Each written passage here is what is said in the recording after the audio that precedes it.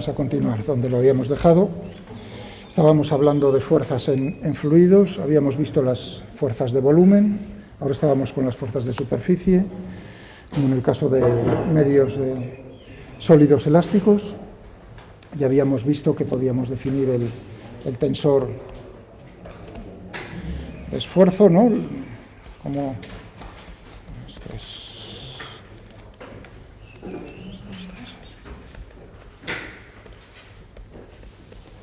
este tensor teníamos sigma o sigma.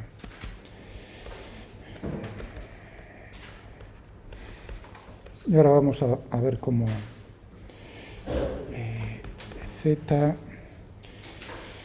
y x y y z, y habíamos visto cuál era el significado de los...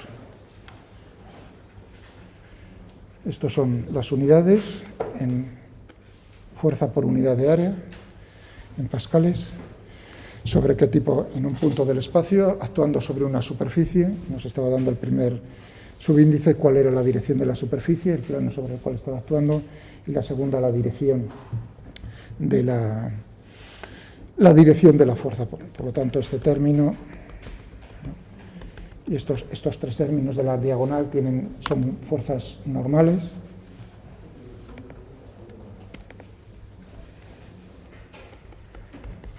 Sigue torcido, ¿no? Sí, claro, no creo que... No me... ¿En serio? ¿Antes estaba bien colocado? Sí.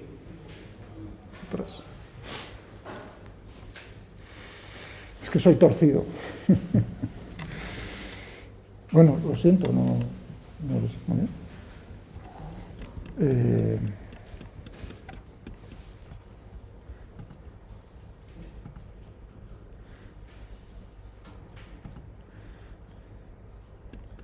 No, está bien puesto, está como otras veces.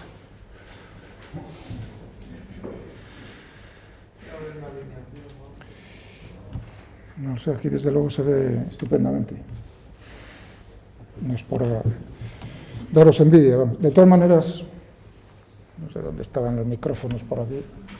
Ya llevo años diciendo, hombre, para esta profundidad de aula merece la pena un mejor proyector y una mejor pantalla, ¿no? O sea, que no es que no lo haya dicho. Pero, bueno, ahora con los fondos de recuperación a lo mejor nos gastamos el dinero en estas cosas. Términos de la diagonal. Intentaré, o sea, más o menos era por aquí, ¿no? Eso se llega a ver, ¿no? Vale, genial. Sobre el 18-22, los dos puntos.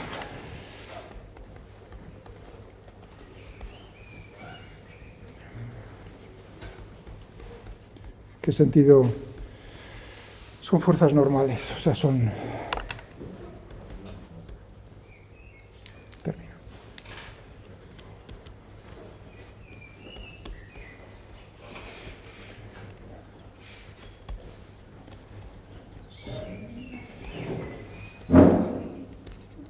A las superficies X, Y, Z y ZX. Y los otros términos fuera de la diagonal son fuerzas tangenciales a las superficies.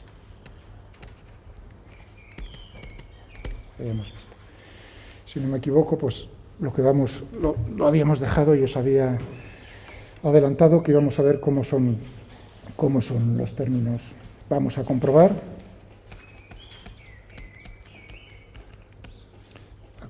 que se trata de una matriz diagonal. Y vamos también a comprobar cómo son los términos de la diagonal. Habíamos visto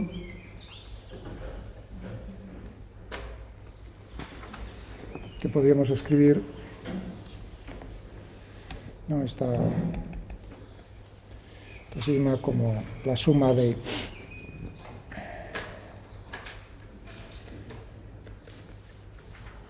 había puesto menos P2 menos P3, 0, 0, 0, 0, 0, 0, más, a ver, que no me vaya por acá.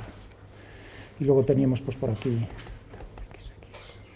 tau xy, etc. Donde está, era el tensor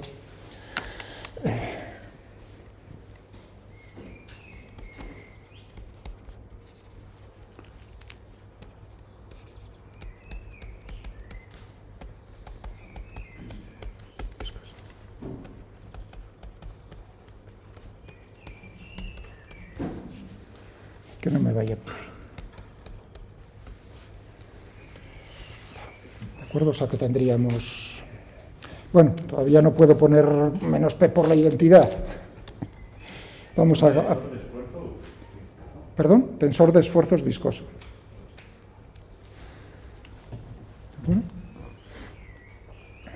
Bien, vamos a ver cómo es los términos estos de la presión. Vamos a comprobar primeramente,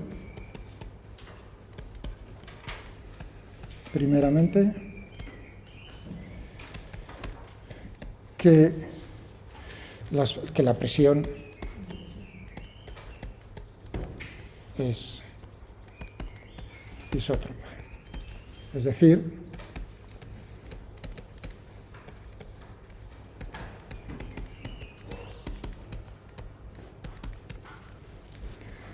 igual a P. Dos maneras.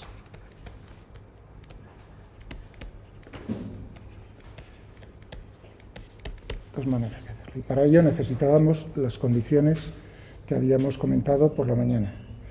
Para precisamente saber que todo este término, donde tengo las taus, el tensor de esfuerzos viscoso, no lo íbamos a tener, que es lo que hacíamos, considerar dos situaciones posibles.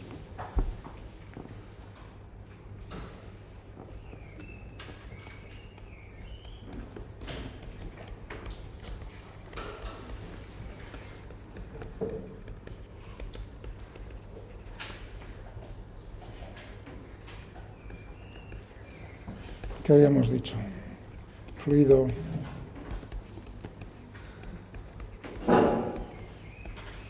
en reposo o fluido ideal en reposo en movimiento.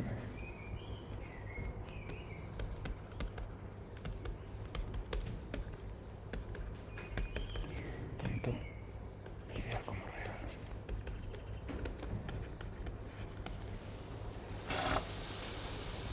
Entonces, ¿qué teníamos? Teníamos simplemente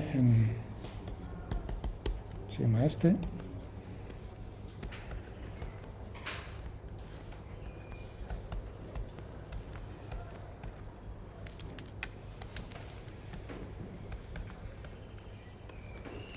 Ya que el otro término no puede aparecer precisamente porque estamos en estas dos situaciones. ¿De acuerdo? O sea que cuidado con esto, la conclusión de que la presión es isótropa, ahora al final de hacer la demostración, es en estas condiciones, lo cual quiere decir que fuera de esas condiciones no es aplicable la demostración que hacemos.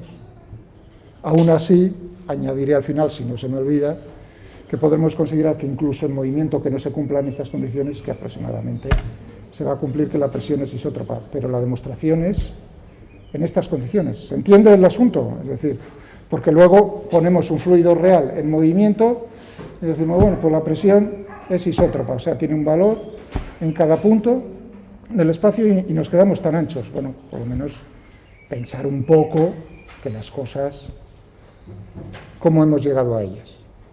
Vale. La más facilonga es quizás la más, o sea, de llegar a la demostración es la más fácil, es la más matemática. Se tiene que cumplir en estas condiciones que las fuerzas siempre sean normales a la superficie que hemos escogido. a la superficie en la dirección perpendicular al eje X, en la dirección perpendicular al eje Y, o la dirección perpendicular al eje Z. Es decir, que la matriz tiene que ser diagonal, por eso la he escrito así. Pero claro, eso tiene que ser independiente del sistema de referencia que estamos, la orientación de los ejes cartesianos que tomamos.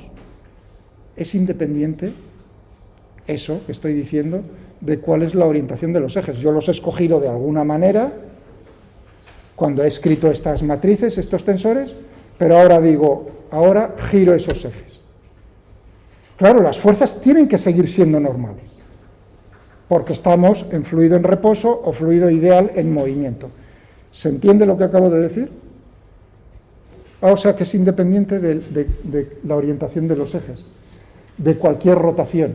Eso solo es posible, fijaos que yo podría hacerle, ahora nos iríamos a álgebra, cambiar la base, ¿no? Los vectores de la base que constituyen, que están asociados a ese sistema de referencia, y que me quedase lo mismo. Eso solo es posible bajo cualquier rotación si todos los términos de la diagonal son iguales. Es decir, ¿habéis visto? Sí, hay algo de física detrás. Por supuesto, cuando he dicho, por supuesto, si estamos en fluido en reposo o ideal en movimiento, no puede haber fuerzas tangenciales, tienen que ser normales. Esa es la física. Y ahora digo, vale, pues yo escojo ejes cartesianos. Eso tiene que ser cierto bajo cualquier rotación de los ejes iniciales. Si yo he puesto una rotación cualquiera, tiene que seguir siendo la matriz diagonal. Eso solo se puede cumplir bajo cualquier rotación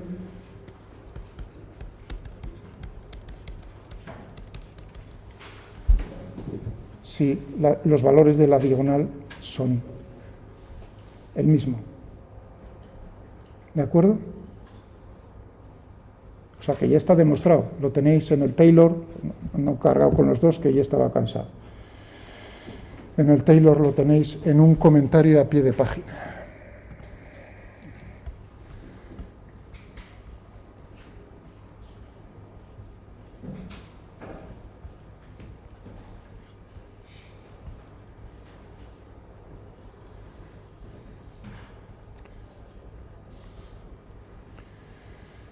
Pie de página número 12.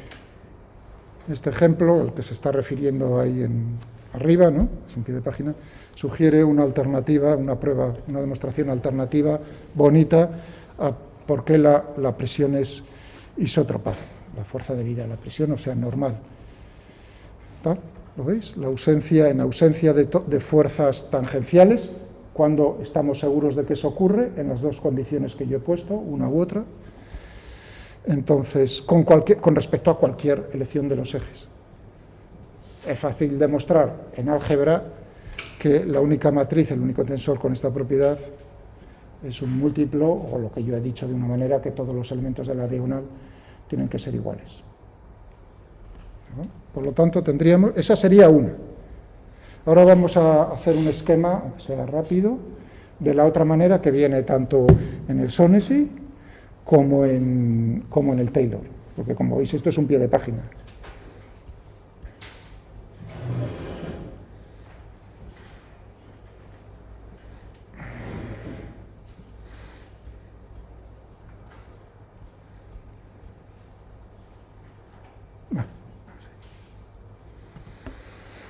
Segunda manera.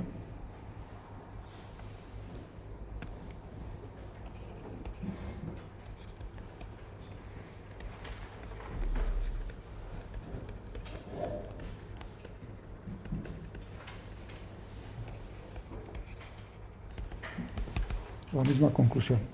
Vamos a escoger un elemento de fluido. ¿De acuerdo?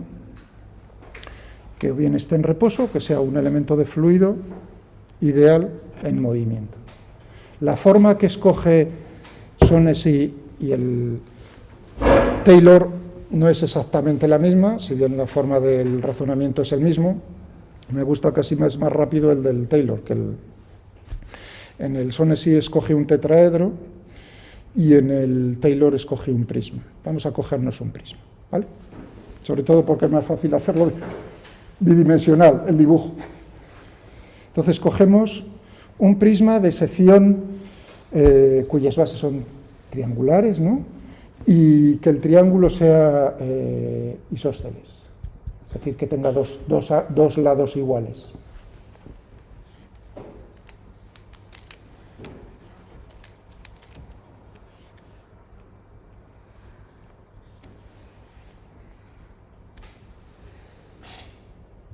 Para que se vea bien que dos son iguales, si queréis, el 1, el 2 y el lado 3. Tened en cuenta que es tridimensional, ¿de acuerdo? O sea, que tenemos las bases. Os diría, ahora vamos a ver cómo son las fuerzas que están actuando sobre este elemento de fluido. En esas condiciones tendríamos por aquí, tendríamos la presión en 1, la fuerza debido a eso sería la presión en 1, por el área correspondiente a la cara 1, la presión en 2, por el área, son dos lados iguales, ¿no? Y la 3 por ahí. Tendríamos P1, aquí P sub 2 y P sub 3. No tendríamos fuerzas tangenciales. ¿De acuerdo? Nos vamos a quedar solo con estas, uno diría, y en las bases también tenemos. También tenemos. Pero como son iguales y podemos hacerlo todo lo pequeño que queramos, digamos, esas se van a equilibrar una con la otra sin ningún tipo de problema. Entonces lo que vamos a buscar es el equilibrio, las otras dos se anulan en las bases, vamos a ver cuál es el equilibrio que se está produciendo en esto. Tendremos suma de fuerzas igual a 0 o suma de fuerzas, ya que estamos en un fluido ideal también en movimiento, tendríamos suma de las fuerzas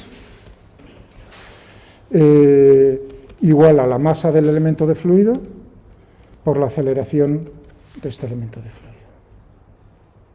O sea que tendríamos aquí F1 más F2 más F3 igual a la masa del elemento de fluido por la aceleración del elemento de fluido. ¿Vale? ¿Cómo es, digamos, las dimensiones de este prisma, es decir, de este triángulo, de este prisma? Nosotros lo podemos hacer todo lo grande y pequeño que queramos multiplicando por una constante, ¿de acuerdo? Es decir, que lo podemos hacer tender a 0, infinitesimalmente pequeño, o grande, es decir, que será proporcional, tanto F1, F2 y F3, será proporcional, pues por ejemplo, a una constante, ¿no? Fijaos que tenemos el área, entonces tendríamos proporcional a lambda cuadrado, voy a utilizar la misma letra que en el Taylor, ¿no? Tendríamos lambda cuadrado por, digamos, el área de 1, y vamos a ver, por ejemplo, la componente, por supuesto, esto tiene que haber equilibrio, si cogemos, por ejemplo, en estos dos ejes, ¿no?, cartesianos. Entonces vamos a ver lo que ocurre en uno y en otro. Tendríamos para este eje, fijaos que el peso, la fuerza que hay sobre el lado 3, esa no tiene componente, es decir, que nos quedamos con el lado 1 y el lado 2. Tendríamos entonces el área de 1 por la presión en 1, si queréis menos o proporcional. Bueno, vamos a poner menos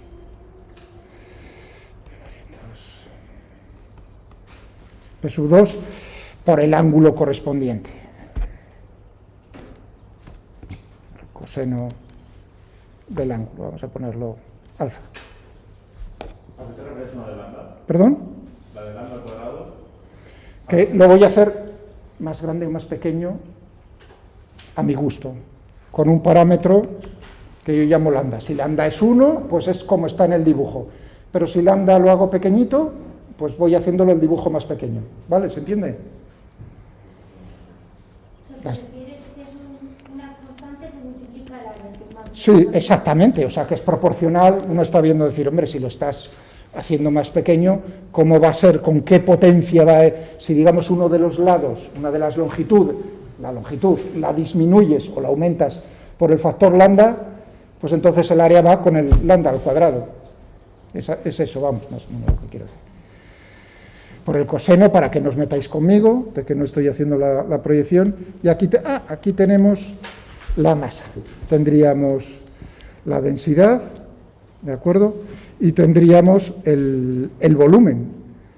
Claro, pero el volumen, ¿con qué factor va a ir? Con lambda al cubo de... Vamos a ponerle aquí, en vez de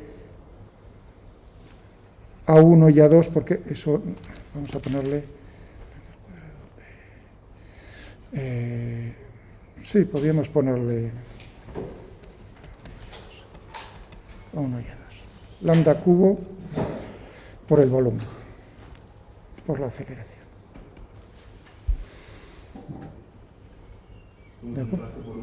Bueno, V por el volumen. Ahora vamos a ponernos, para tenerlo todo, esto será proporcional a el lado L, y esto pues también tendremos proporcional, o sea, L al cuadrado. Ahí estoy poniendo la notación que no me gusta, ya me veis que estoy poniendo cara rara. Vamos a ponerlo... A quitarle primero esto. L al cuadrado, L al cuadrado, L al cubo. ¿De acuerdo? Y ahora lo que voy a hacer es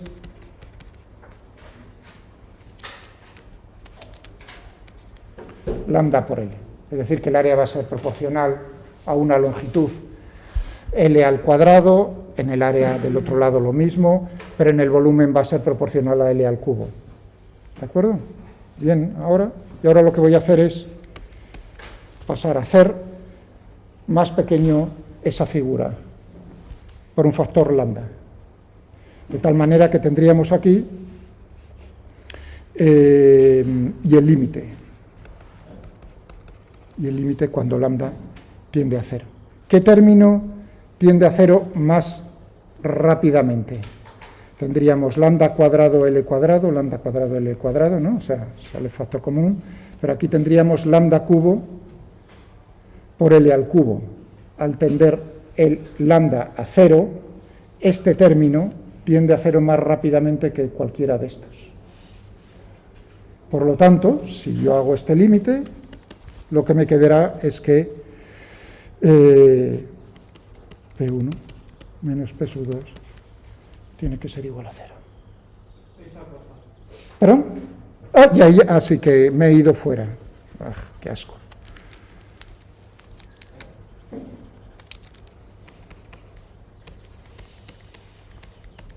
Repito, no se ha entendido bien. Tenemos la segunda ley de Newton, ¿de acuerdo? Se lo aplico a este elemento de fluido, las dimensiones, la forma. Es isósceles para que veáis que tengamos, si yo se lo aplico en una dirección del espacio, pues poder comparar lo que me ocurre en un lado con otro. Realmente es lo que me está ocurriendo en una de las componentes de la fuerza. Claro, como este prisma lo puedo orientar como me salga de las narices, pues la conclusión va a ser general para todas las componentes, por supuesto. Bien, entonces vemos que cada una de las fuerzas en este lado y en este lado tienen que ser proporcionales al área, que van a ser iguales, o sea, proporcionales a una distancia, L, en ambos casos, L al cuadrado. Pero el volumen va proporcional con L al cubo. Ahora hago el límite de tal manera que todo ello tienda a cero. ¿Cómo lo hago? Pues si queréis, multiplicando lambda por L, es un factor, y lo voy haciendo lambda tendiendo a cero. Me quedará a la izquierda lambda cuadrado, L cuadrado. Pero aquí a la derecha me queda lambda cubo por L al cubo. Si hago el límite, el lambda al cubo tiende a cero más rápidamente que el lambda al cuadrado. Por lo tanto, me queda únicamente el término de la izquierda. Tiende a cero más rápidamente lo de la derecha que lo de la izquierda. ¿Se ha entendido? Pero tú aquí lambda, tanto en un lado como en otro, lo pones por hacer más cómodo lo que es el ejercicio en sí, pero si no pusieras lambda, ¿qué tendrías? ¿El límite de L? Sí, también puedes hacer, sí, el límite de L, sí. Simplemente porque me he acordado de la notación que utiliza el Taylor.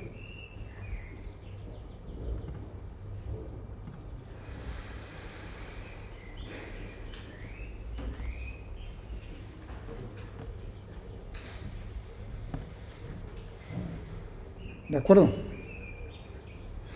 Entonces, al final, fíjate que tienes lambda al cuadrado a la izquierda, lambda al cubo a la derecha, divides por lambda al cuadrado, te queda lambda, un único lambda a la derecha, por lo tanto, si haces tender a cero, lo de la derecha es cero, tiende a cero, mientras que te queda lo de la izquierda, es lo que dije yo de palabra, que lambda al cubo tiende más rápidamente a cero que lambda al cuadrado. Conclusión, pues lo que nos dice por aquí, o lo que he puesto yo aquí, que es P1 es igual a P2. Si giramos, nos quedará entonces que en cualquiera de las componentes, en cualquiera de las direcciones del espacio, tenemos la misma presión, por lo tanto la presión es isótropa. La presión es isótropa en condiciones de fluido en reposo o fluido ideal en movimiento. ¿Por qué? Porque si no tendríamos que ponerle a este esquema de fuerzas, que le estamos aplicando la segunda ley de Newton, tendríamos que poner las fuerzas tangenciales. No queda más remedio. No puede uno hacerse trampas en el solitario. Pues una de las dos, la que más os guste, la más matemática o quizás la un poco más física. Bien, es decir, que ahora ya podemos poner que el tensor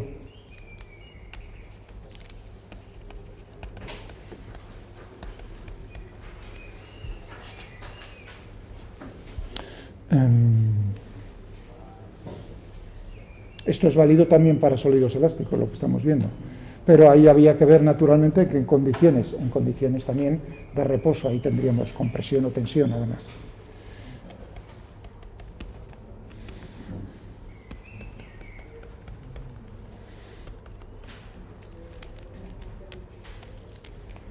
Vamos a llamarlo tau al tensor de esfuerzos viscosos.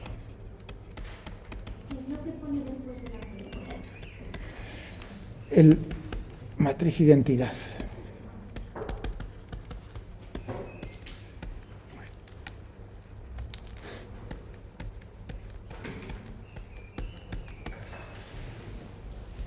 ¿No? Pues se escribe normalmente así, ¿o no? P sería un vector. ¿Perdón? No, P precisamente es la presión. Que todos tienen que ser iguales. Exactamente. Antes tenía P sub 1, 0, 0, 0, P sub 2, P sub 3, 0, 0, 0. Y hemos llegado a que, por lo tanto, puedo sacarlo factor común y multiplicar, bueno, si aquí tengo menos P, menos P, menos P, por un menos P y liquidado el asunto. ¿De acuerdo? ¿Entendido? Bien. Pero ahora pasemos al segundo paso que ya os han demostrado en resistencia de materiales, que es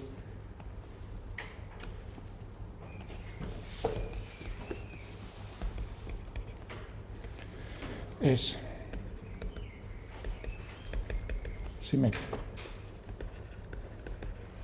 Es decir,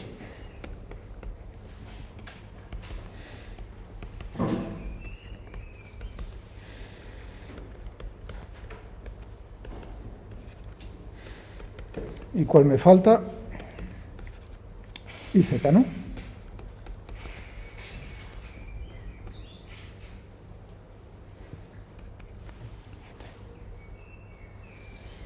Por supuesto, si esto es así, también sería, si esto se cumple, también se cumpliría para la parte viscosa únicamente.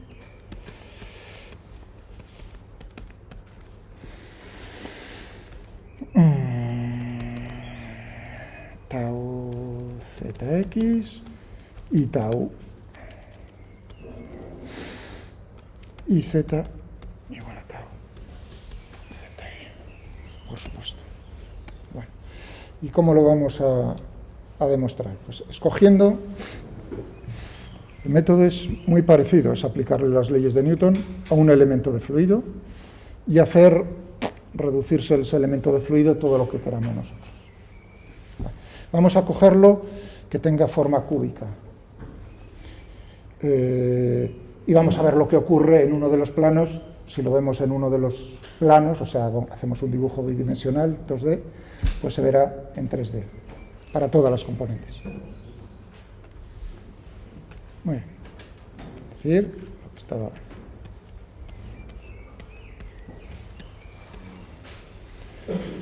Esto tridimensional lo tenéis en el Sonesi, bien dibujadito. En el Taylor ya directamente hace la representación gráfica en 2D. Pero ahí la demostración es la misma, con el mismo objeto, por así decirlo. Vale, pues vamos a cogernos de tal manera que... si queréis, este es el Z, este es el Y, este es el X, pues vamos a cogernos el plano ZY.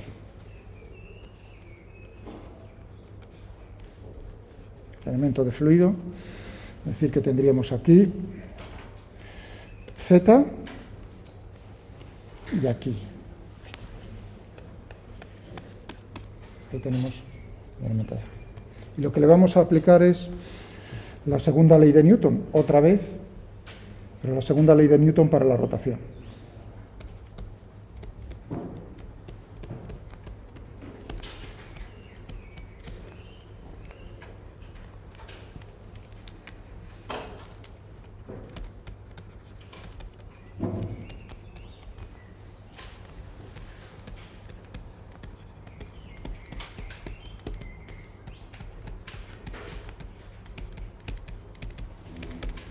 Para la rotación. ¿De acuerdo? Bien. Primero recordar la segunda ley de Newton para la rotación, o también llamada conservación de ¿qué?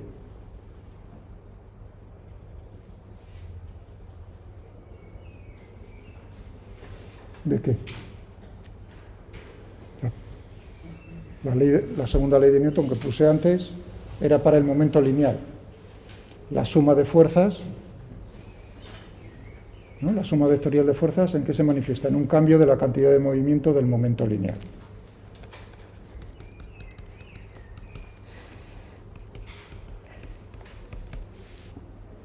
Sí, esto era la masa por la aceleración. Pero ahora para la rotación... A ver, si tengo que ir uno detrás de otro a ver quién aprobó la mecánica conmigo. Y todavía me arrepiento. Conservación del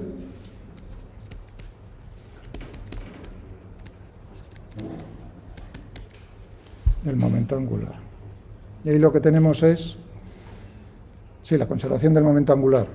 Es la segunda ley de Newton para la rotación. Si yo le aplico fuerzas a un cuerpo, miro los momentos de esas fuerzas con respecto a un punto. Aquí tau, cuidado, es la manía de poner los momentos como tau.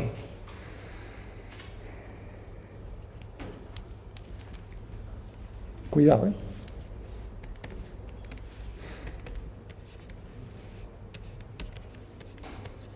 Siendo L, siendo aquí tau sub i, los momentos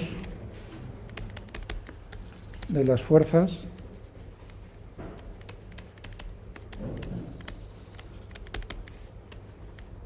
respecto a un punto, por ejemplo, el origen, coordenadas, no cualquier punto.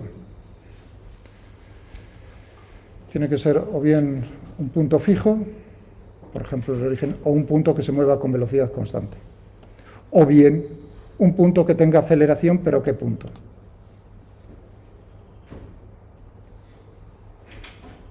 Para tener una ley como esta.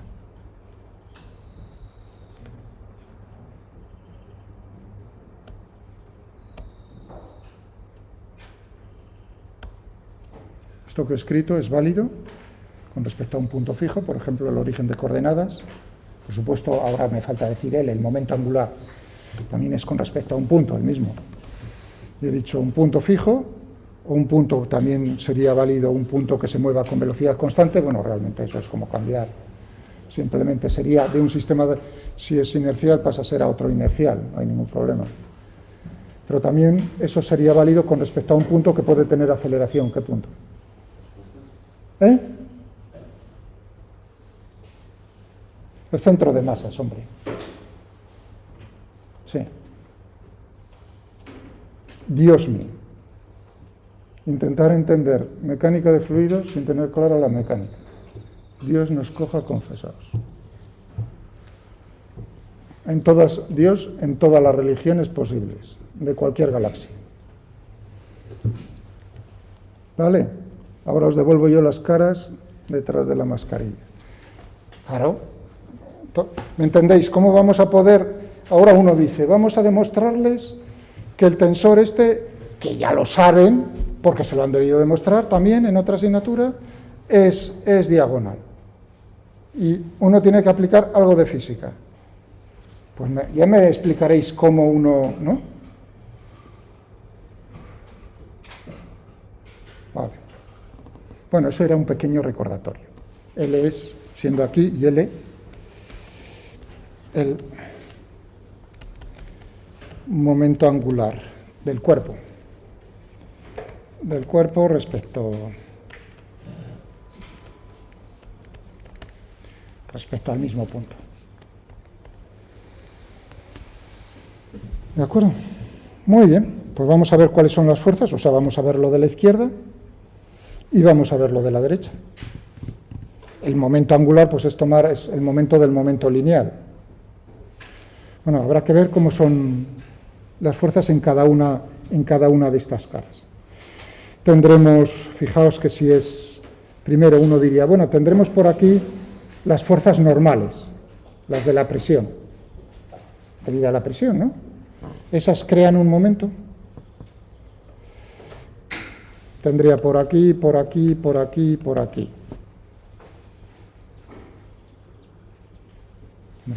Yo diría que no por lo que acabamos de decir, ¿no? ¿O no? Ese es otro, por lo tanto, no hay nada que... Vale, entonces ocupémonos únicamente de lo que ocurre con las fuerzas tangenciales, no porque despreciemos, sino porque el otro no contribuye. Vamos a cogernos y tendremos aquí, ¿cómo le llamaríamos a este? Tendríamos una fuerza de esta manera y una fuerza de esta otra manera. Tangencial, y aquí una fuerza de esta manera y una fuerza de esta manera. Recordad, este sería la dirección perpendicular al plano IX, es decir, en Z, o sea que tendríamos aquí sigma Z, y aquí tendríamos sigma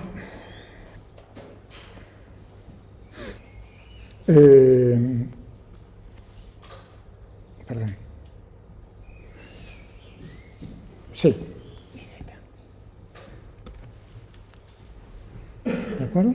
En una de las caras y en las otras dos caras tendríamos pues una cosa parecida. Tendríamos en este punto, en este punto, en este punto y en este punto. Lo que pasa es que voy a tomar momentos con respecto a este punto. Por lo tanto, ¿cómo es el momento de esta y esta? 0. La línea de acción de esas fuerzas pasa por ese punto. Por lo tanto, el momento de esta y el momento de esta es 0 con respecto a este punto. El momento total será debido únicamente a esta por naturalmente tendremos que multiplicar por el área, ¿sí? ¿No sería sigma X y sigma XZ? Estás en el plano de Z. Estamos aquí en la dirección perpendicular, si esto era el plano XY, en la dirección, el primer subíndice te dice la dirección del plano sobre el cual está actuando la fuerza. Y la segunda letra te está diciendo en la dirección de la fuerza. Siempre es la perpendicular, la primera letra. La primera te está indicando sobre qué plano está actuando. Lo que dije esta mañana. Si tú intercambias, me da igual.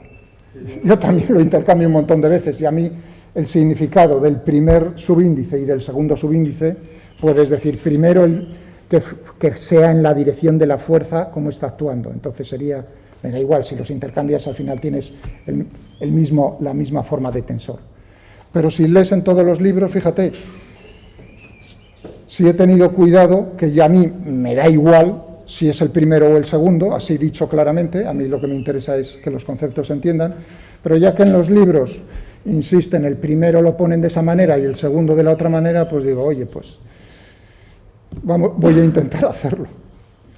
¿De acuerdo? Y el primero, tenemos entonces sobre qué plano está actuando. Si tenemos el XY, la dirección es la del eje Z, perpendicular a ese plano, por lo tanto, Z. En la dirección del eje Y, sigma ZI. Lo mismo, sigma YZ. ¿Vale? ¿De acuerdo? Tendríamos por aquí y por aquí. Y ahora, de todo eso, de todas esas fuerzas superficiales que tenemos por ahí, vamos a ver cómo son los momentos. La que está actuando en esta cara y en esta cara, el momento va a ser cero. Uno está diciendo, estoy calculando el momento de estas fuerzas con respecto a este punto. Su línea de acción pasa por ese punto, 0, 0. Únicamente tendremos la de estas dos. Por lo tanto, aquí tendremos en todo esto, e imaginaos que son las únicas, ahora es donde viene, imaginaos que son las únicas porque uno diría, hombre, es un cubo y tienes otras fuerzas. Es ahí cuando he dicho, me gusta más el Taylor que el otro a la hora de simplificar el problema. Lo estamos haciendo bidimensional. Únicamente me estoy ocupando de estas dos cosillas. Bueno, tendríamos, porque es la fuerza, sigma ZI por el área, sigma IZ por el área. Pero ahora otra vez hacemos el truquillo, que es naturalmente la dimensión. Tendremos sigma ZI por una longitud al cuadrado, sigma IZ por una longitud al cuadrado, y luego hacemos el límite. Pero al calcular los momentos, ¿qué es lo que tendremos? Vamos a ponerlo en azul, o vamos a borrar todo esto de aquí abajo. Primero, porque si no, me voy a meter ahí a la derecha y me vais a ver mal. Tendríamos entonces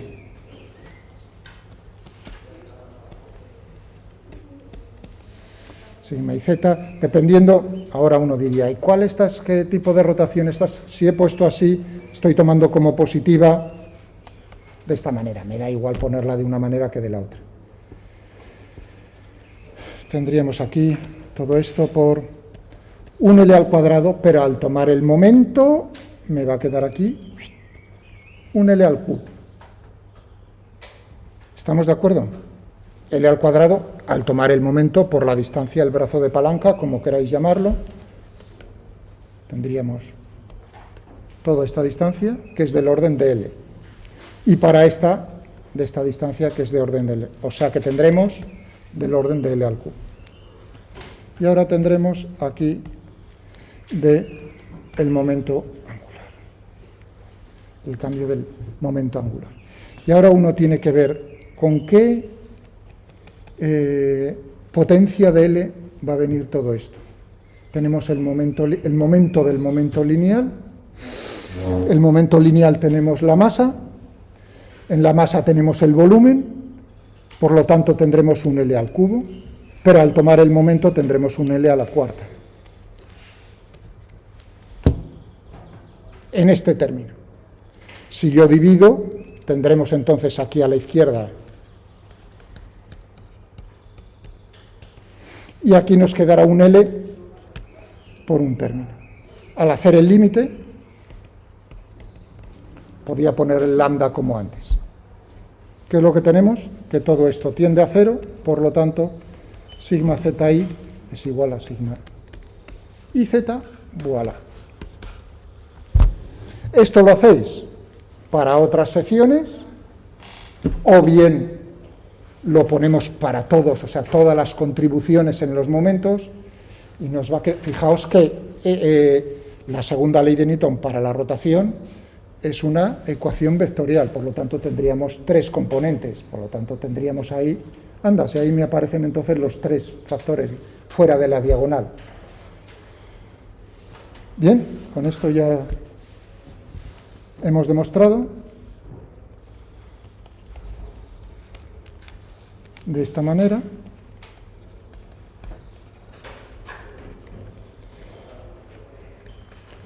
Hemos demostrado. Fijaos que ahora, en esta demostrado, 2.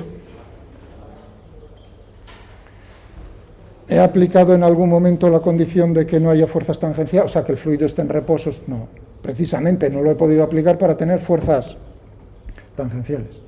Claro, ahí habría un pequeño... Ahí habría... Ahí podíais hacer sangre, pero como siempre, ya os lo dije en el primer, a aquellos que estabais conmigo, la diversión tenía que ser, digamos, que yo sude sangre, no al contrario. Esa tendría que ser la diversión, ¿no? Iba a decir. Conmigo y con todos, incluido mi amigo José Vallepúa. Alguien podría haber puesto alguna objeción. En la suma de los momentos, claro, a lo mejor habría por ahí fuerzas de volumen que provocasen un momento. Es ahí, justo que no lo habéis dicho vosotros, fijaos que lo digo yo. Me lo callo y no pasa nada. Eso demuestra un poco, también cuando he dicho eso en las caras, demuestra no decir, la diferencia entre yo me aprendo de memoria que el tensor es, o ya me sé de memoria que el tensor es simétrico, o entender cómo se llega a ser simétrico. Ahí hay dos cosas diferentes. ¿Vale? Y depende de cómo se examine la persona que está enfrente, puede valer una o puede valer la otra. Como ya nos conocemos algunos, pues entonces ya sabéis de qué pie coge. Vale. Es ahí el comentario de decir, no es simplemente un comentario amigable al principio, ¿de acuerdo? Para que mostréis más interés, que veo los ojos muy eso. Veo las mascarillas demasiado abajo. No. Que lo que hemos supuesto ahí, naturalmente, es que cualquier otro tipo de fuerzas, de volumen que exista, no crea ningún momento. ¿De acuerdo? Muy bien. De esta manera hemos demostrado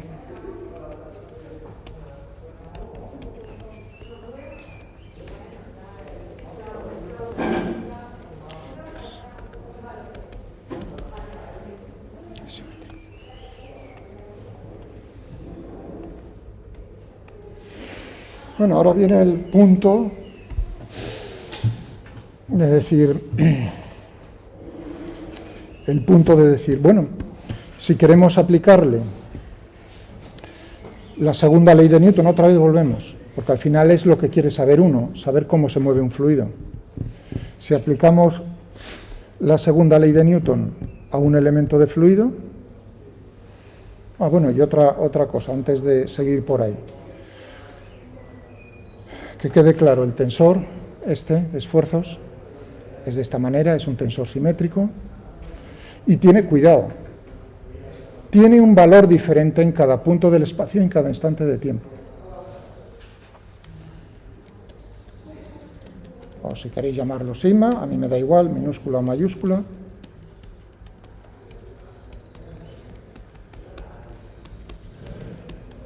Ahí viene la pequeña cosilla de que en cada punto tenemos una cosa diferente. Claro, si lo ponemos de esta manera, ¿en qué tipo de representación estamos pensando?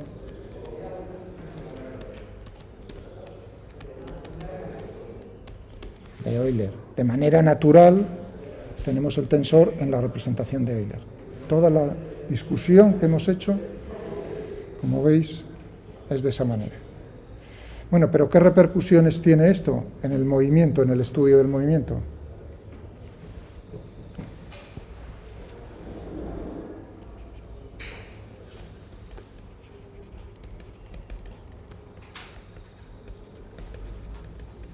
Es estudiar el movimiento, la dinámica,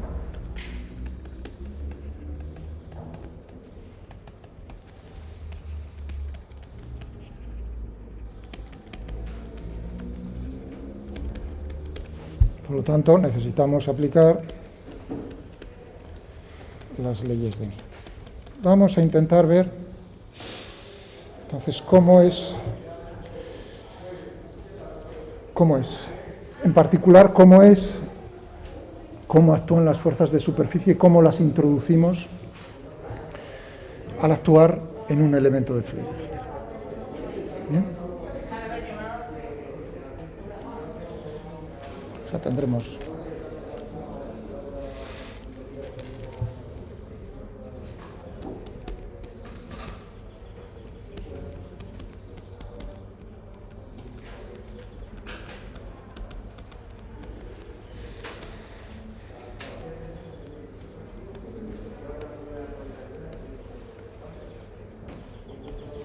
la masa por arriba.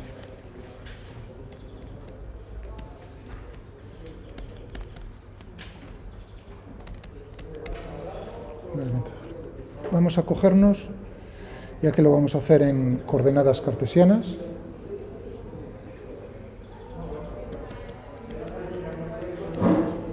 si utilizásemos otro tipo de coordenadas, tendría que coger la forma del elemento de fluido acorde a ese tipo de coordenadas.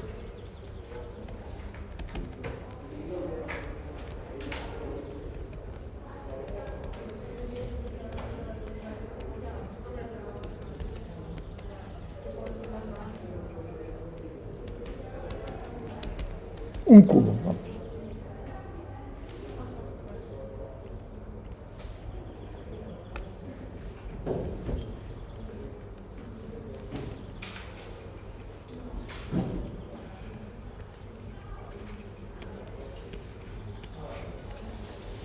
Tenemos esto.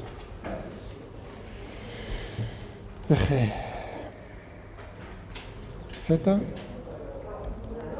eje X. Muy bien. Y tendremos fuerzas de volumen, sobre el volumen aquí del... ¿Cuáles son las dimensiones? Dimensiones infinitesimales. O sea que es un elemento infinitesimal de fluido. Tendremos, por ejemplo, en la dirección del eje X, la arista de X. En la del DI, la del I de I y en la de Z de Z. Es decir, que si yo cojo este punto, este vértice de coordenadas X y Z, esto es una Z, este punto naturalmente será X más diferencial de X, Y y Z. A mí me gusta hacer la demostración de esta manera. Si bien estrictamente lo mejor sería poner el punto de coordenadas X y Z centrado en el cubo, no en uno de los vértices. ¿Por qué lo hago así? Porque como voy a tener que aplicar un desarrollo en serie de Taylor, así me evito hacerlo, digamos, 2 veces. Para 2 puntos, únicamente lo hago en uno. El resultado es el mismo, o sea que, digamos, lo hago así porque me es más fácil, trabajo un poco menos. Muy bien, y lo mismo pues tendríamos para cualquiera de los puntos de los vértices del cubo, pues de acuerdo a este naturalmente tendría X diferencial de X y más diferencial de Y, Z más diferencial de Z. Dimensiones infinitesimales. El volumen del elemento de fluido, diferencial de X, diferencial de Y, diferencial de Z. Y ahora pensemos, por ejemplo, lo vamos a hacer lo primero más fácil aún. Aunque ya deberíais saber si habéis pasado por las manos dulces de José Valle Puga, ¿cuál es el resultado? Para las fuerzas superficiales, en la segunda ley de Newton, por unidad de volumen. ¿Entendéis la pregunta? ¿A qué resultado voy a llegar? Pues a uno que ya conocéis. He dicho, voy a aplicarlo esto a este cubo, podría ser un sólido elástico, pero va a ser un elemento de fluido.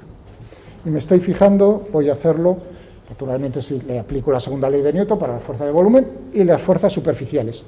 Ahí es donde quiero meter el dedo ¿no? Estudiar ahora qué ocurre, la fuerza neta para las fuerzas superficiales que están actuando sobre este elemento de fluido de forma cúbica. Tendremos fuerzas normales, la componente normal y la componente tangencial en cada una de las caras.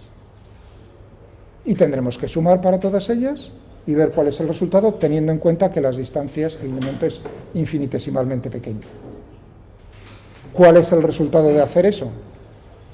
Porque habéis visto lo otro en resistencia de materiales, entonces probablemente conozcáis el resultado de esto. No es la curiosidad que me pica, por unidad de volumen. Es decir, ¿cuál es la fuerza neta debida a las fuerzas de superficie que están actuando sobre cada una de las caras de ese elemento, de ese cuerpo, por unidad de volumen? Fuerza.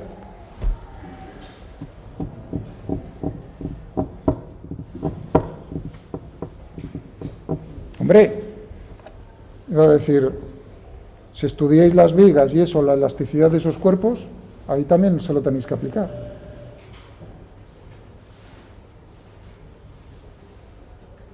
¿Cuál es el resultado? Si yo me fijo en el tensor de esfuerzos, es en el estrés tensor. Vamos a llegar, así lo hacemos más, o debemos llegar al siguiente resultado.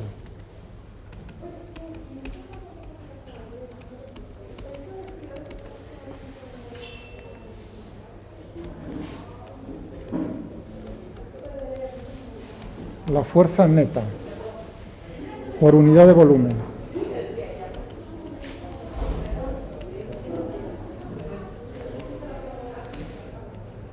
debida a las fuerzas de tipo superficial es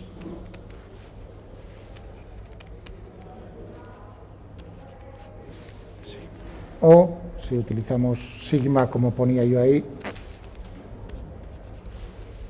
una de las dos letras.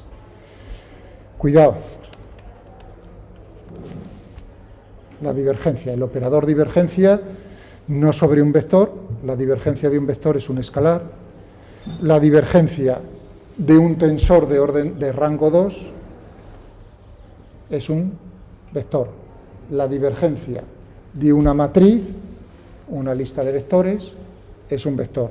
La divergencia de un vector es un escalar, reduce en 1 el rango del cacharro con el cual estás actuando, sobre el cual estás aplicando la divergencia. Bueno, esto es por unidad de volumen, ¿eh? A esto tenemos que llegar. Vale, pues paso a paso, lentamente si queréis. ¿Recordáis entonces este resultado o no? Ni sí, ni no, ni todo lo contrario. Vale, pues entonces vamos a hacerlo nosotros. No, mejor dicho, vamos a borrar aquí.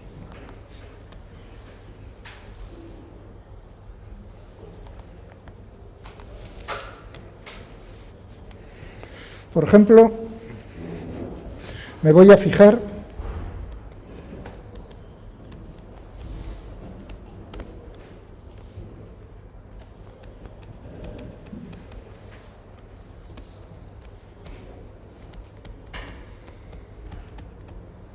en las fuerzas normales, o sea, divide y vencerás, simplifico el problema, en las fuerzas normales que actúan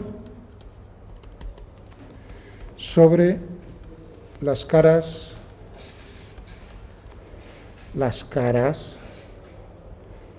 perpendiculares al eje X.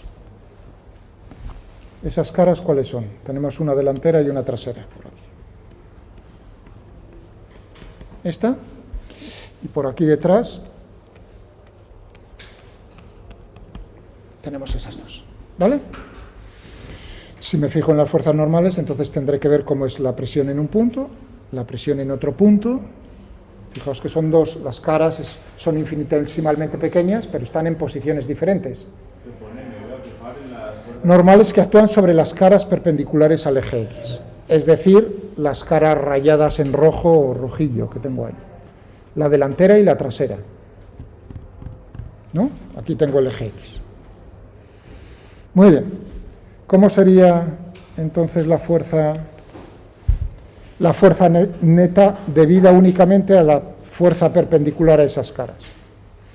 Tendríamos por aquí actuando la presión en el punto, vamos a ponerle X y Z si queréis, o si queréis, sí, X y Z. la cara situada por detrás, en X y Z. Por el área será diferencial de Y, diferencial de Z. Esa fuerza está actuando en la dirección positiva del eje X, por lo tanto, lo tenemos así. La que tengo por delante, tengo una fuerza normal de presión que está actuando en el sentido negativo del eje X. Tendremos la presión en la cara delantera que está adelantada a qué distancia, diferencial de X. X, diferencial de X y Z. Por el área, es un cubo, es el mismo área. Diferencial de Y, diferencial de Z. ¿Estamos de acuerdo que esa sería, si solo me fijo en las fuerzas normales de esas dos caras en particular, tendría eso? Bien, pues ahora, tan sencillo como decir, ahora le voy a hacer un desarrollo en serie de Taylor y ver cómo es la presión si yo parto de este punto.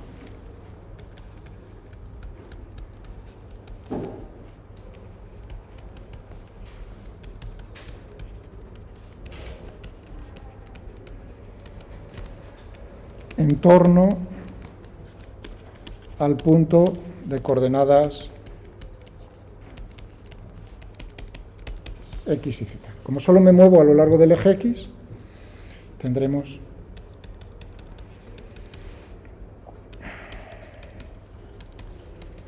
el valor en X y Z, más, este es el término de orden cero, el término lineal.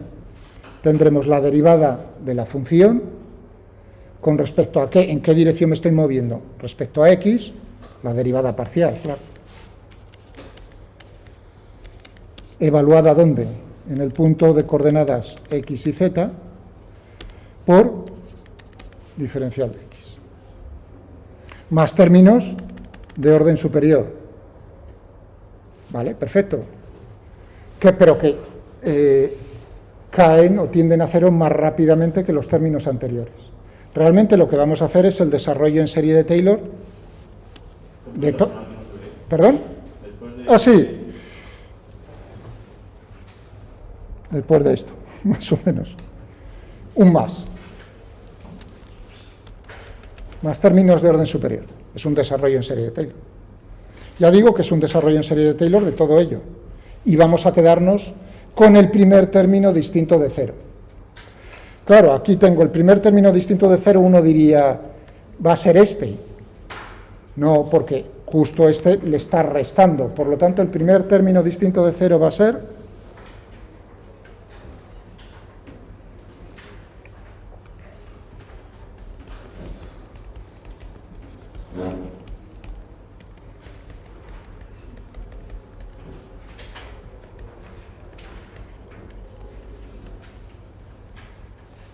tendremos menos.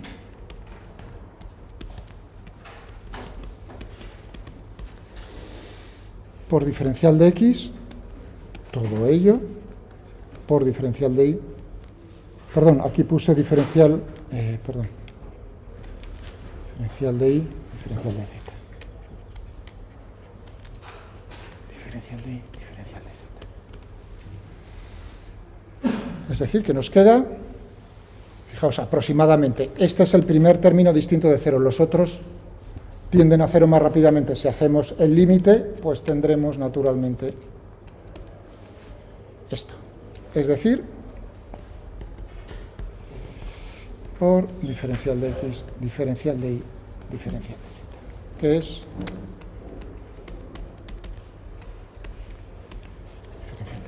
esto, lo que ocurre para el eje X y fuerzas normales.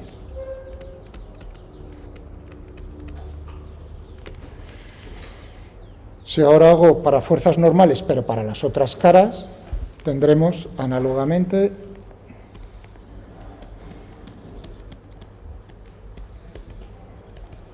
similar, llegaríamos a para el eje Y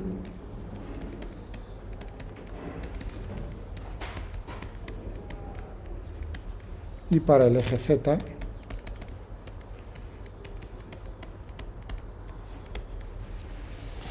por unidad de volumen, naturalmente, entonces tenemos este término y este término, que por cierto, claro, es un vector, son tres componentes, la componente del eje X, la componente del eje Y y la componente del eje Z. Es decir, que si yo solo me fijo en las fuerzas normales, tendríamos, imaginaos, ahora digo, ¿cómo me puedo trincar las otras? Simplemente diciendo que ese elemento de fluido se encuentra en reposo, o bien se trata de un elemento de fluido en movimiento, pero que es ideal. Y ya con eso, ya tengo todas las fuerzas que están actuando superficiales. ¿Habéis visto? En ese momento. Si pongo entonces esa...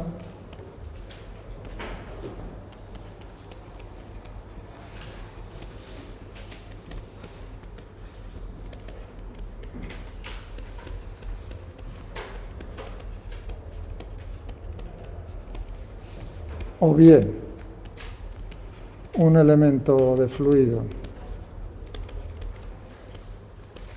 en movimiento, pero siendo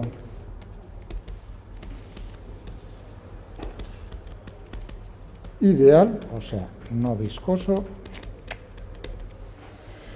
tendríamos que la fuerza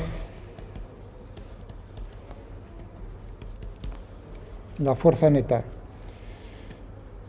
superficie, sería igual a menos por unidad de volumen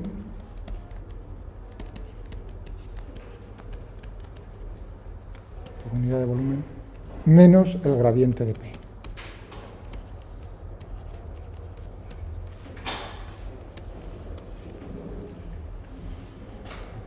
Es decir, que a partir de este momento ya podríamos hacer cosas de estática de fluidos,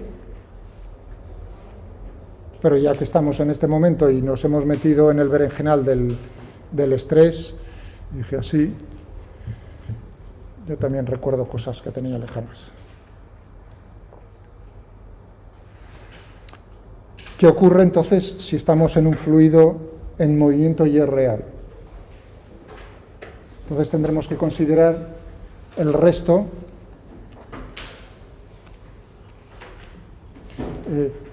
Pensad un momento, por ponerlo, porque partía que íbamos a demostrar que iba a ser eso, ¿no?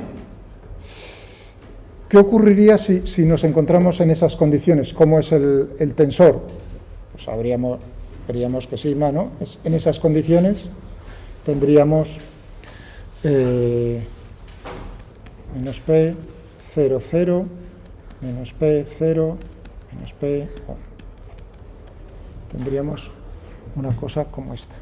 Hacer la divergencia de esto, es un producto escalar. El operador Nabla, o del, tendríamos aquí componentes, yo utilizaba el otro día, ¿no? En coordenadas cartesianas. Y esto por 0, 0, 0, menos P. 0, 0, 0, menos P.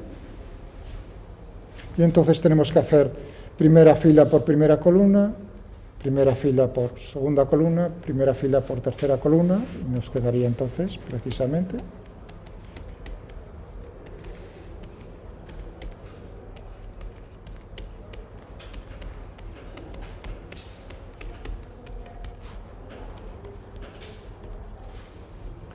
menos el gradiente de P. Pero claro, ahora lo que buscamos es, oye, ahí hay mucho cero, ¿qué ocurre si nos va a pasar lo mismo si nosotros rellenamos con el resto de los términos en el tensor de esfuerzos? La respuesta es sí. Vamos a hacerlo, si queréis, pensando en una de las fuerzas tangenciales en el cubo.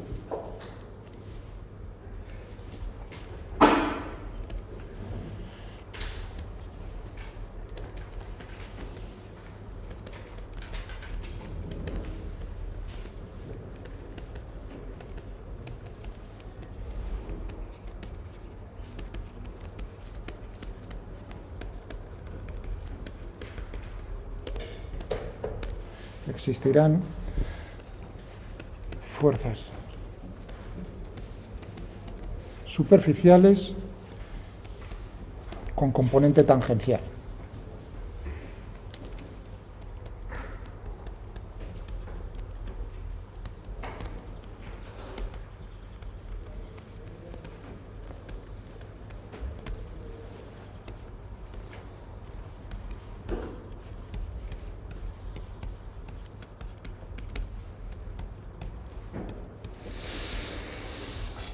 ¿Qué nos cogemos?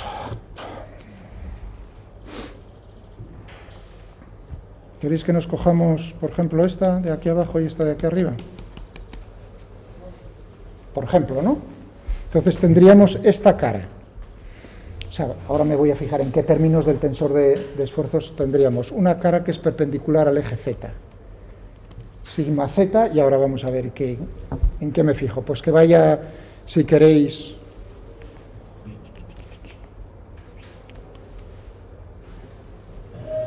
sigma Z, sigma Z, ¿no? Tenemos, esa sería la fuerza por unidad de área en esa dirección, sobre esa cara. Naturalmente uno tiene que decir, aquí tenías X y Z, ¿no? Por la cara de abajo, pues tendríamos también, vamos a ponerlo en otro color. Pero cuidado, aquí lo que tenemos es, fijaos, está apuntando en la otra dirección por el convenio de signos. La cara, la normal a la cara es una superficie cerrada, es hacia abajo. Por lo tanto, tendríamos aquí el sigma Z menos sigma ZI en el punto, este lo tendríamos en el punto X y Z más diferencial de Z, y luego tendríamos que fijarnos, naturalmente, menos sigma ZI en X y Z. Por supuesto, multiplicado por el área, para que sean las fuerzas. Esto sería por diferencial de X, diferencial de Y, por diferencial de X, diferencial de Y, y hacer el resultado desarrollo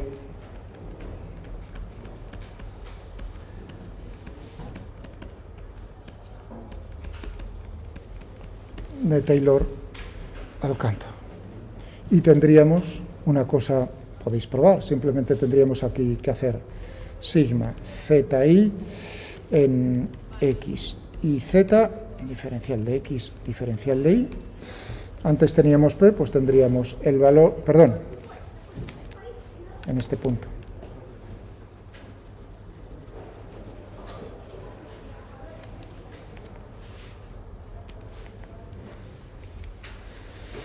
Tendríamos igual a sigma ZI en X y Z, diferencial, bueno, más la derivada parcial de sigma ZI con respecto a Z por diferencial de Z, todo ello multiplicado por diferencial de X y por diferencial de Y.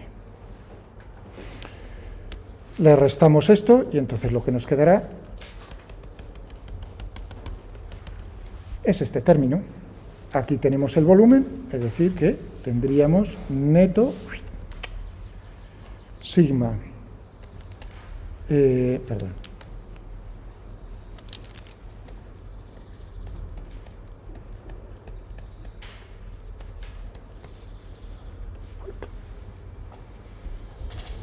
¡voilà! ¿De acuerdo? Habéis visto para un término.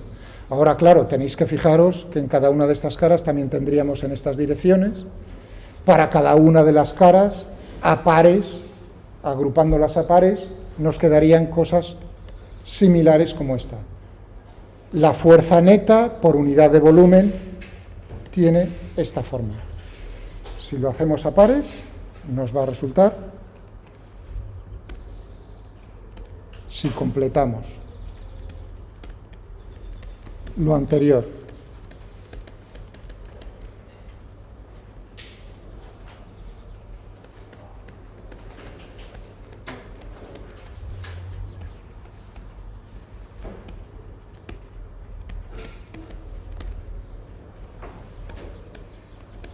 Obtenemos el resultado anticipado anteriormente.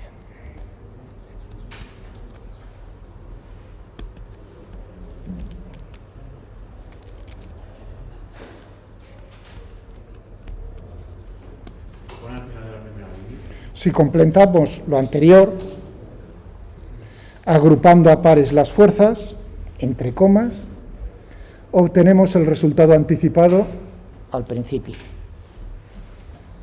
La divergencia de la fuerza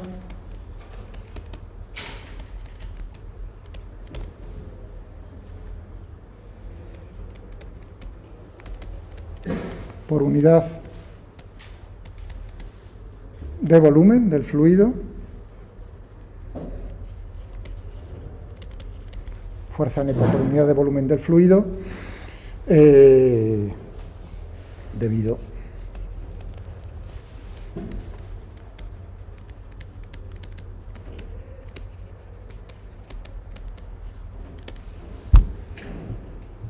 hombre, uno, fijaos que ya tendríamos, ya solo nos faltaría los términos debido a las fuerzas de volumen, ¿no?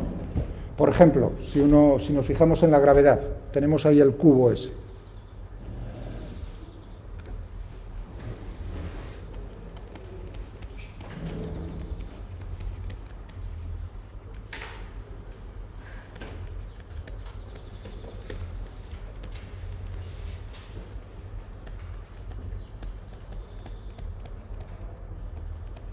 Debido a la gravedad.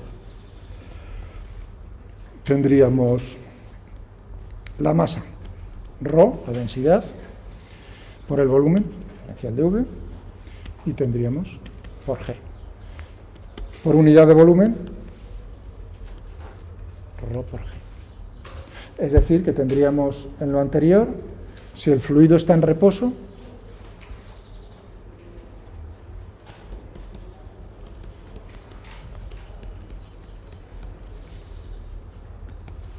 tendríamos ρg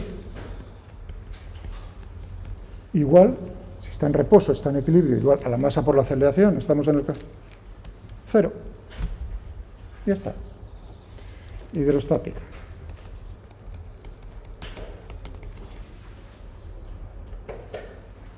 Eso si solamente tenemos... anda, pues mira, ya de paso, aquí he cogido la gravedad, pero podía haber dicho... Y entonces ya englobo tanto si es en reposo en un sistema de referencia inercial como no inercial.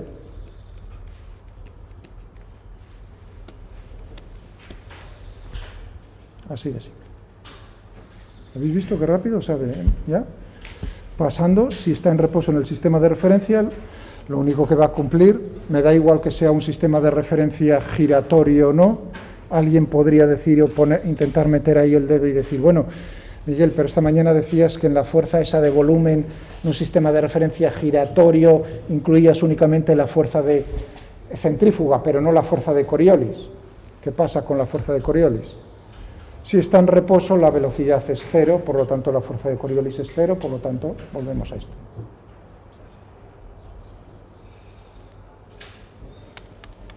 ¿Vale? Si el fluido es ideal en movimiento, pues tendríamos lo mismo, tendríamos ρ, si queréis el G aparente, menos el gradiente de... Y aquí tendríamos que tener por unidad de volumen, es decir, tendríamos la masa por la aceleración, por unidad de volumen, ρ, la densidad, y cuidado, se lo estamos aplicando a un elemento de fluido. ¿Qué debería poner por aquí?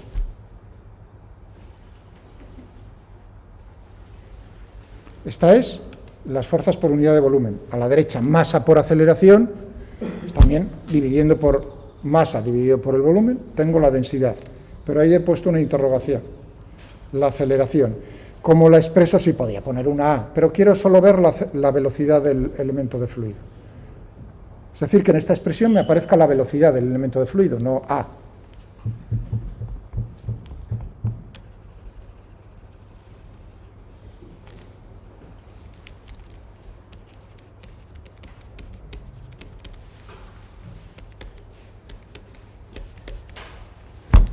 La derivada material.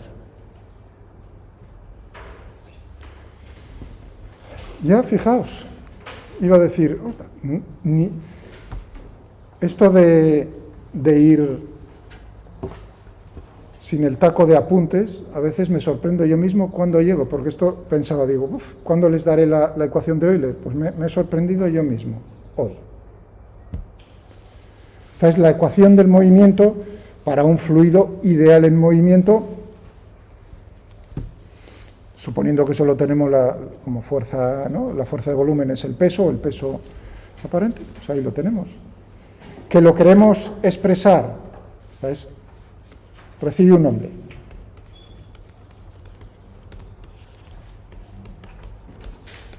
La segunda ley de Newton para un fluido ideal recibe el nombre de ecuación de Euler. Como hay que decírselo al ordenador, para que lo resuelva en cada punto del espacio, en cada instante del tiempo, ¿qué es lo que haríamos aquí con la derivada material? Expresarlo. Sometida solamente a la fuerza de gravedad. Sí. ¿Y qué fuerzas de superficie?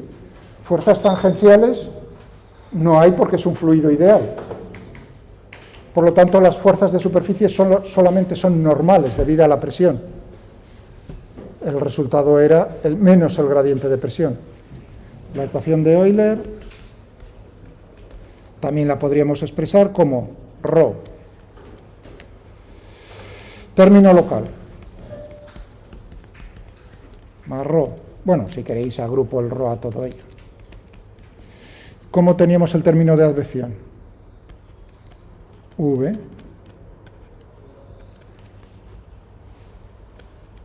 igual a menos gradiente de P más ρ por G, si queréis. Le pongo el aparente o sí.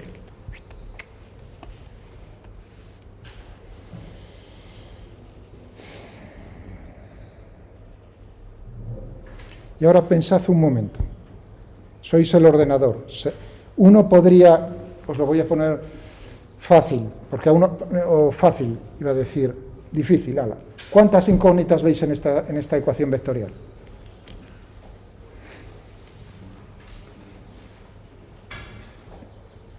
Hay que resolverlo, ¿no? Yo he aplicado la segunda ley de Newton, ya la tenéis ahí. Ahora digo, vale, ¿cuántas incógnitas hay ahí? Yo diría, P es una. Yo diría, ρ es otra. Porque en ningún sitio he dicho que la densidad no cambie. Por lo tanto, ρ, la densidad es otra. Y por supuesto, V es una bien grande, que para eso lo que quiere saber es cómo se mueve. En total tendríamos aquí 3 escalares para la velocidad, 4 y 5.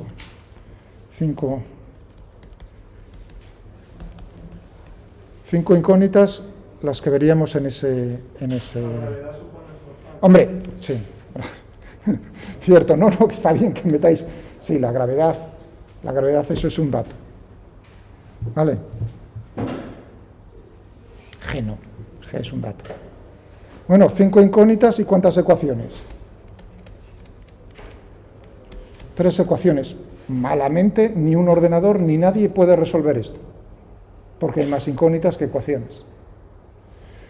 Entonces habrá que intentar o bien simplificar, os lo simplifico. Por eso os decía, primero difícil, que ρ sea uniforme, homogéneo en todo el fluido. O sea, ρ ahora es un dato. Me quedan 4. 3 ecuaciones. Me falta como mínimo en este caso sencillo, una ecuación.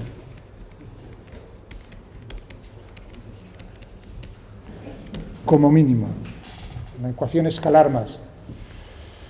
Y esa, que no la voy a poner ahora, es la conservación de masa. La conservación de masa, que eso recibe un nombre en fluidos y en electromagnetismo, que es la ecuación de continuidad. Esa sería una ecuación escalar, que sumada a estas tres me permitiría decírselo al ordenador para que saque cosas que no tienen nada que ver con la realidad. Eso es lo divertido. Conservación de la masa. Sí, conservación. Por ejemplo, quiero decir, tendría que aplicar una ecuación. ¿De dónde lo obtengo? De aplicar el principio de conservación de masa, que me lleva a una ecuación que recibe un nombre muy importante que ya conocéis, ecuación de continuidad. Vale, 45, va a sonar dentro de nada el cacharro. Sí, no. Y tanto.